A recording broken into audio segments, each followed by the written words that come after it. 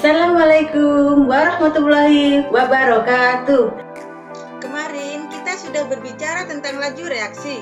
Hari ini kita akan membahas tentang kesetimbangan kimia. Yang akan kita bahas tentang pengertian kesetimbangan dinamis dan hal-hal lainnya.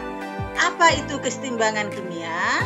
Apa itu kesetimbangan dinamis? Silahkan menyimak penjelasan Ibu berikut.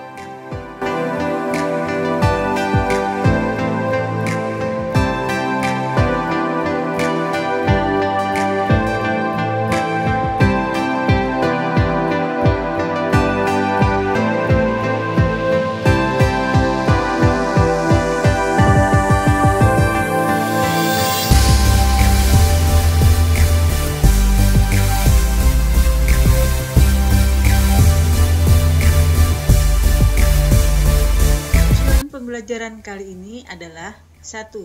Siswa dapat menjelaskan pengertian kesetimbangan dinamis. 2. Siswa dapat menjelaskan pengertian reaksi irreversibel dan reversibel.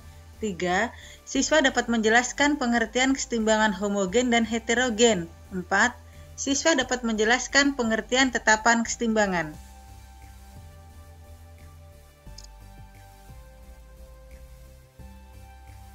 Perhatikan gambar berikut.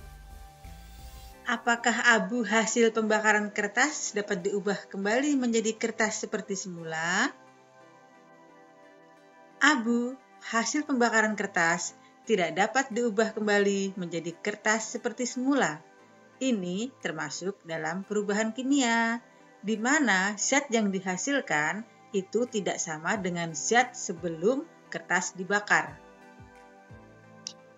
Konsep kesetimbangan dinamis. 1. Reaksi reversibel dan irreversibel. Reaksi yang berlangsung searah atau reaksi yang tidak dapat balik atau reaksi irreversibel. Reaksi yang dapat balik disebut reaksi reversibel. Tanda panah bolak-balik menyatakan bahwa reaksi dapat balik, reaksi ke kanan disebut reaksi maju, sedangkan reaksi ke kiri disebut reaksi balik. Contoh reaksi irreversibel. N2 berwujud gas bereaksi dengan 3H2 berwujud gas, menghasilkan 2NH3 berwujud gas. Contoh reaksi reversibel. N2 berwujud gas bereaksi dengan 3H2 berwujud gas. Reaksi bolak-balik menghasilkan 2NH3 berwujud gas.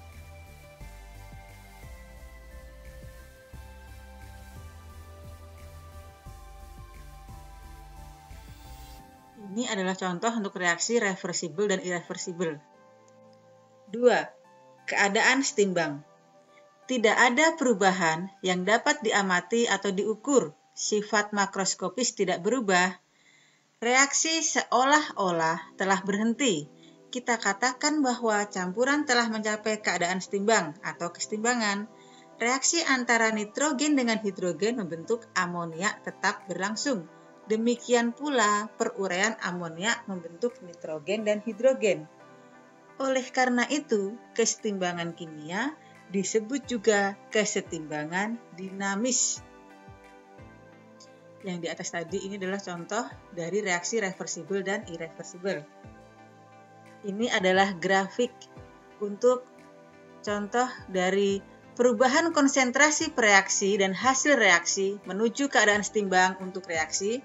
N2 berwujud gas bereaksi dengan 3H2 berwujud gas, reaksi bolak-balik menghasilkan 2NH3 berwujud gas. Konsentrasi N2 dan H2 atau reaksi turun, sedangkan konsentrasi NH3 atau hasil reaksi naik. Pada keadaan setimbang, konsentrasi masing-masing zat tetap. Ini adalah grafik perubahan laju reaksi terhadap waktu pada reaksi bolak-balik. N2 berwujud gas bereaksi dengan 3H2 berwujud gas, reaksi bolak-balik menghasilkan 2NH3 berwujud gas. R1 sama dengan laju reaksi dari kiri ke kanan. R2 sama dengan laju reaksi dari kanan ke kiri. Kesetimbangan tercapai pada saat R1 sama dengan R2.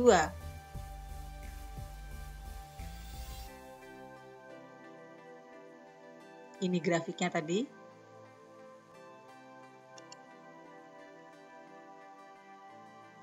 Waktu untuk mencapai kesetimbangan. Cepat lambatnya suatu reaksi mencapai kesetimbangan tergantung pada laju reaksinya. Semakin besar laju reaksi, semakin cepat reaksi mencapai kesetimbangan. 4. Kesetimbangan homogen dan heterogen. Kesetimbangan yang semua komponennya satu fase disebut kesetimbangan homogen, sedangkan kesetimbangan yang terdiri atas dua fase atau lebih disebut kesetimbangan heterogen. Ini contoh kesetimbangan homogen, ini contoh kesetimbangan heterogen. N2 berwujud gas bereaksi dengan 3H2 berwujud gas. Reaksi bolak-balik menghasilkan 2NH3 berwujud gas. Terus untuk kesetimbangan heterogennya, CaCO3 berwujud padat, reaksi bolak-balik menghasilkan CaO berwujud padat dan CO2 berwujud gas. Kesetimbangan disosiasi. Disosiasi adalah peruraian suatu zat menjadi zat lain yang lebih sederhana. Disosiasi yang berlangsung dalam ruang tertutup akan berakhir dengan suatu kesetimbangan yang disebut kesetimbangan disosiasi. Reaksinya, 2SO3 berwujud gas, reaksi bolak-balik, menghasilkan 2SO2 berwujud gas dan O2 berwujud gas. Besarnya fraksi zat yang terdisosiasi dinyatakan oleh derajat disosiasi lambangnya alfa, yaitu perbandingan antara jumlah mol zat yang terdisosiasi dengan jumlah mol zat mula-mula. Alfa sama dengan jumlah mol zat yang terdisosiasi dibagi jumlah mol zat mula-mula. Jika jumlah mol zat mula-mula dinyatakan dengan A, maka alfa sama dengan jumlah mol zat yang terdisosiasi dibagi dengan A.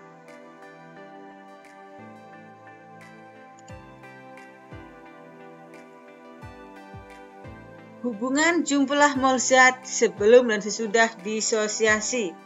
Secara umum, reaksi disosiasi dapat dinyatakan sebagai berikut. A. Reaksi bolak-balik NB. N adalah perbandingan antara jumlah koefisien di ruas kanan dengan jumlah koefisien di ruas kiri. Misalnya jumlah zat A mula-mula sama dengan A mol dan derajat disosiasi sama dengan alfa, maka jumlah mol zat A yang terdisosiasi sama dengan A dikali alfa mol. Dan jumlah mol zat B yang terbentuk sama dengan N dikali A dikali alfa mol.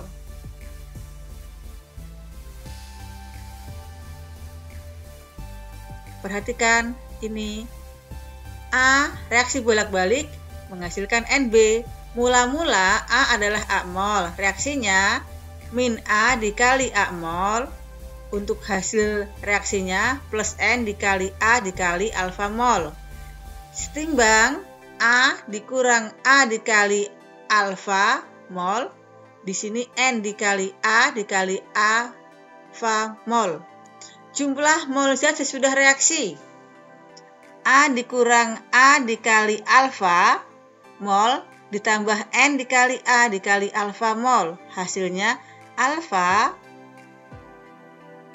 1 ditambah N dikurang 1 dikali alfa. Yang di depannya tadi adalah A.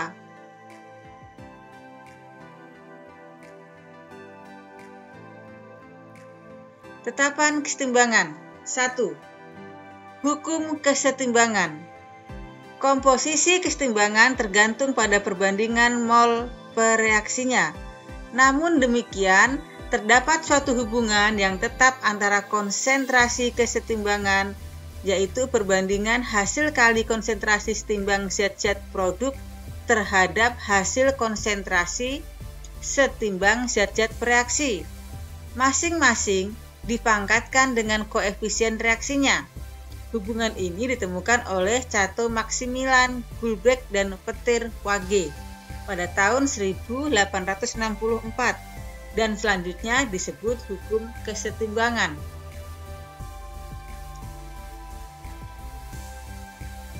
2. persamaan tetapan kesetimbangan. Persamaan tetapan kesetimbangan sesuai dengan stoikiometri reaksi. Secara umum untuk reaksi Ma plus Nb reaksi bolak-balik menghasilkan Pc plus Qd, di mana persamaan tetapan kesetimbangannya adalah sebagai berikut. Kc sama dengan konsentrasi C pangkat P dikali konsentrasi D pangkat Q dibagi konsentrasi A pangkat M dikali konsentrasi B pangkat N, di mana P, Q, M, dan N adalah koefisien reaksi. Oleh karena satuan konsentrasi adalah M, maka Kc sama dengan M pangkat P plus Q dikurang M plus N.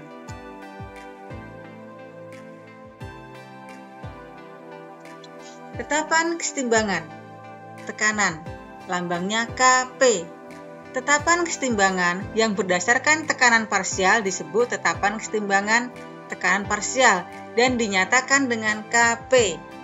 Tetapan kesetimbangan untuk kesetimbangan heterogen.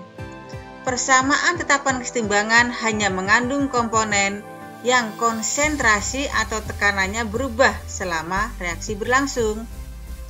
5. Hubungan Kp dengan Kc. Tekanan parsial gas tergantung pada konsentrasi dari persamaan gas ideal. Rumusnya P dikali V sama dengan N dikali R dikali T.